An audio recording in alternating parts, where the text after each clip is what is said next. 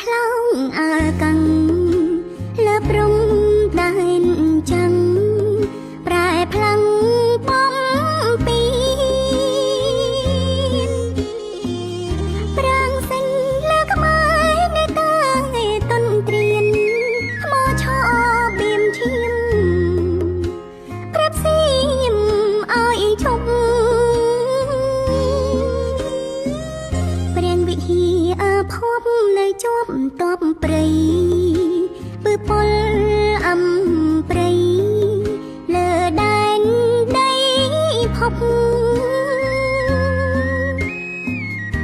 គ្រប់បែកហេតុមេងបាញ់ផ្លងសង់គ្រប់ប្រាំថ្ងៃប្រាំយប់ចុងថ្មប្រាសាទជួមតែបោះស្បើដៅជួបប្រវត្តិខ្មៅលួចពត់តបខ្មាំងដើរបាត់កលៃបំផ្លៃនិងសៃអត់ត្បាខើពុតពួនក្រោមពុតតែសា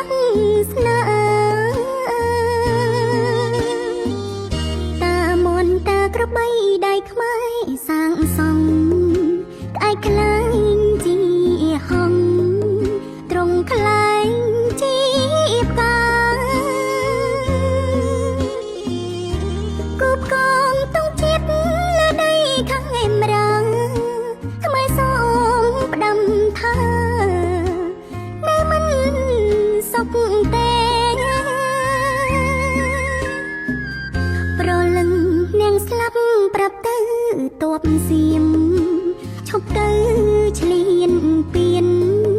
បៀតបៀនដីគេសម្រាយឈាមខ្មែរមិននៅស្ងៀមទេរំការពីថៃដីគេដូនតា